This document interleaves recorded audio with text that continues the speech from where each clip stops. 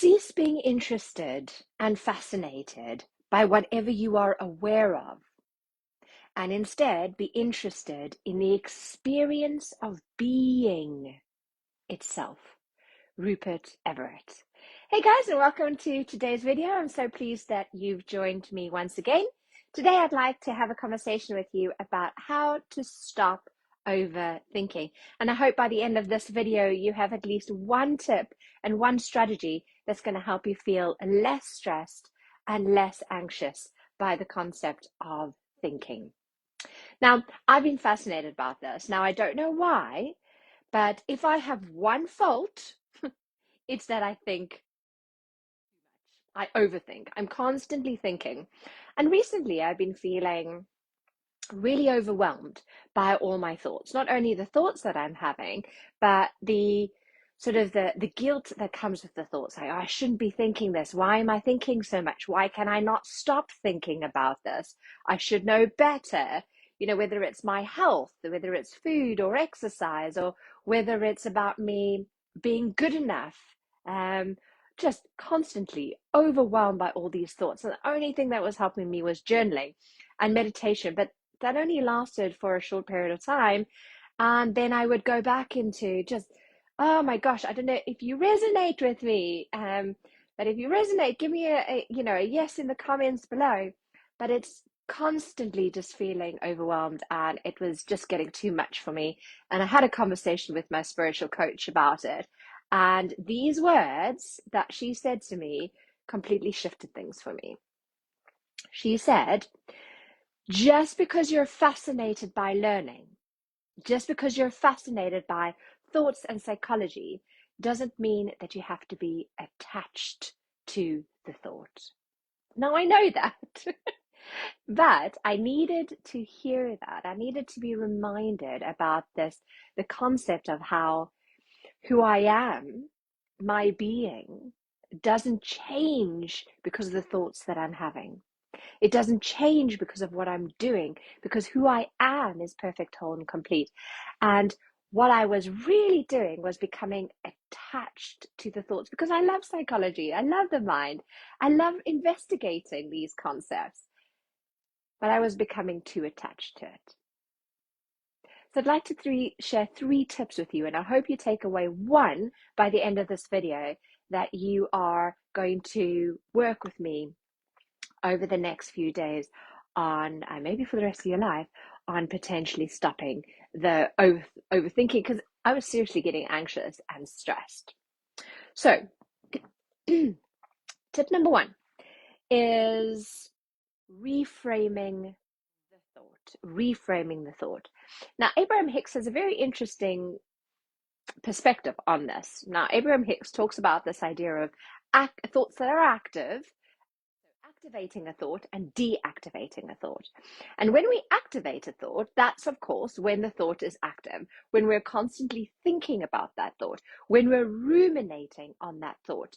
So the more attention we give that thought, the more energy we give that thought, the more the universe is going to bring sort of selective attention, right? The more you think of something, the more you're going to see it. So your energy is completely focused on that thought. And what I was doing is I was thinking, okay, so this is the thought. I need to stop this thought. I must reframe this thought. Why am I thinking this thought so much? So even those thoughts, keep the thought that you're trying to stop active. But what we want to be doing is we want to be deactivating the thought. So Abraham Hicks talks about how the more specific we get, the more that thought becomes active and the more we attract that. So the more you think about something, the more specific it's becoming.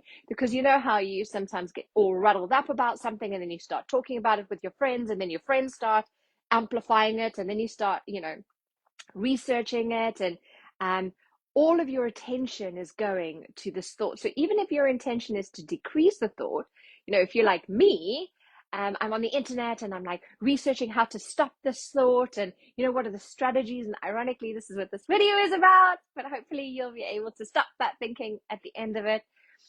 But the attention that you're giving that thought is enhancing that energy, and it's keeping that thought active.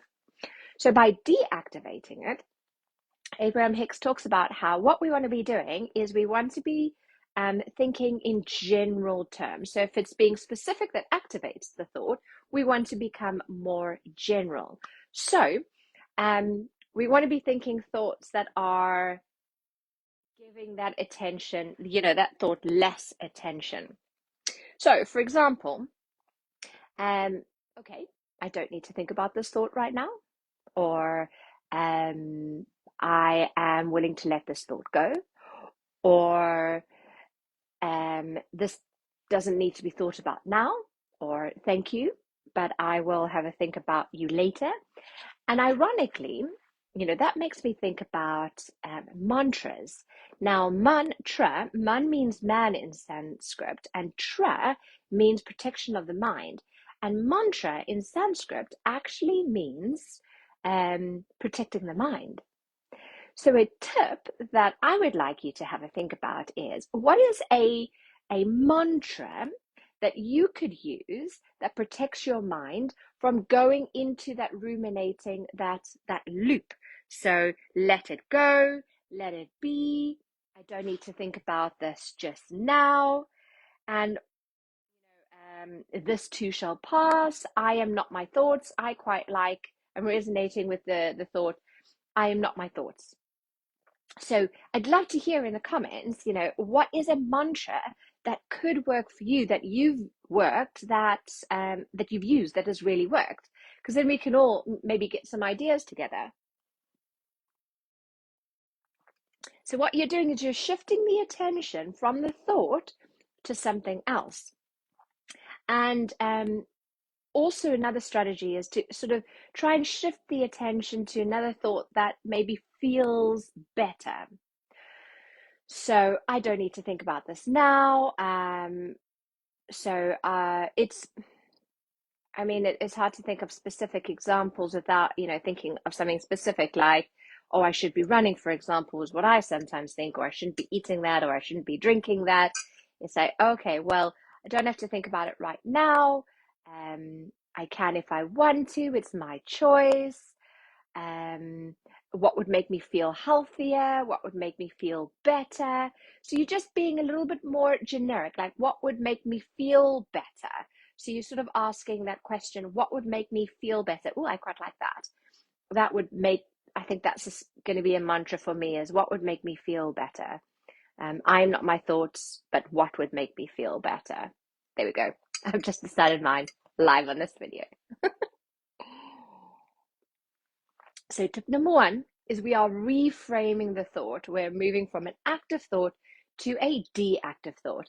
And the interesting thing is, the more you start following feel good thoughts that make you feel good, you're of course going to be drawing in more of that into your life. So you'll be attracting more positive things, and selective attention will then work the other way. So that's tip number one, saying a mantra, moving from active to deactive. Tip number two is engaging in distracting or productive activities.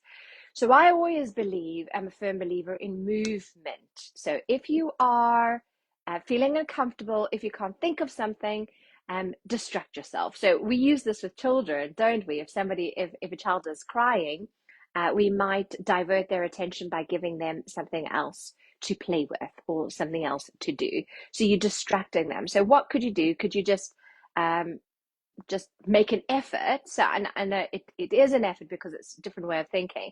So make an effort to move to another room, for example, or like, okay, you know what? I'm not going to think about this right now.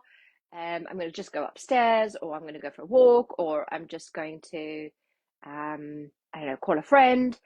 What is an activity, and share them in the comments below so we can walk on this journey together, is what could a strategy be that would help you?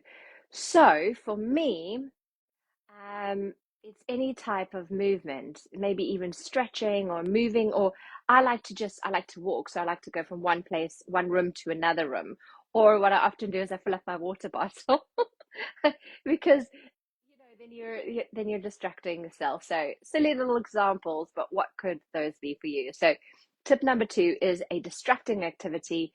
And I mean, in an ideal world, physical exercise would be great because we know that exercise is just fantastic for everything, and it'll help increase, give us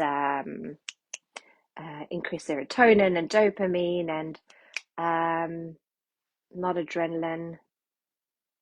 Anyway, we know exercise is great for us.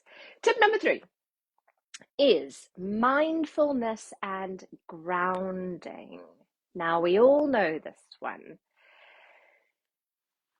Rupert Everett talks about how it's not the thought itself, it's the belief that the thought itself or the concept itself is true that keeps it separated from self.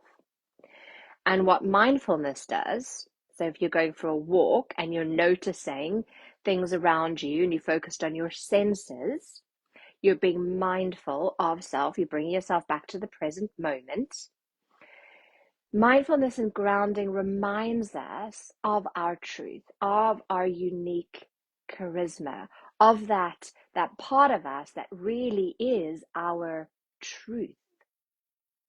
So it could be doing daily meditations, and I'm going to share a little link in the description below of a meditation that I'm going to invite you to do, a little 5-minute meditation every day.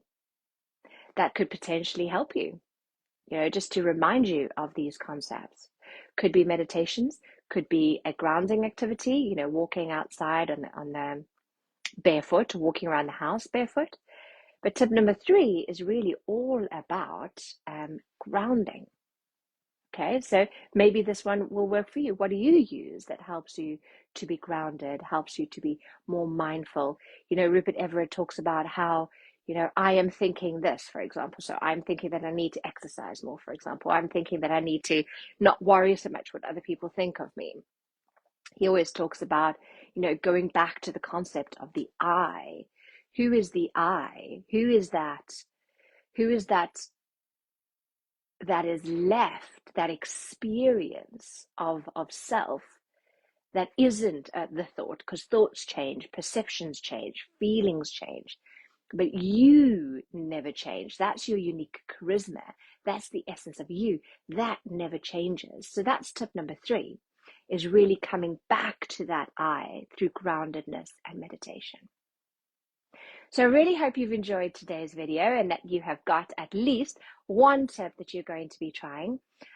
If you have enjoyed this video and you want to delve a little bit deeper, please do feel free to go to my website, www.connieleebennett.com, to find out more. Otherwise, click on the link in the description below. And remember, guys, it's like Rupert Everett's quote said, cease being exclusively fascinated by that which you are aware of. Cease being fascinated by the thoughts, everything that you're aware of outside of you, and instead bring that awareness back, bring it back to being fascinated instead by the experience of being itself. Thanks for joining me today, and I hope that I see you in our next video where we look at unlocking your inner charisma one insight at a time. Take care. Bye.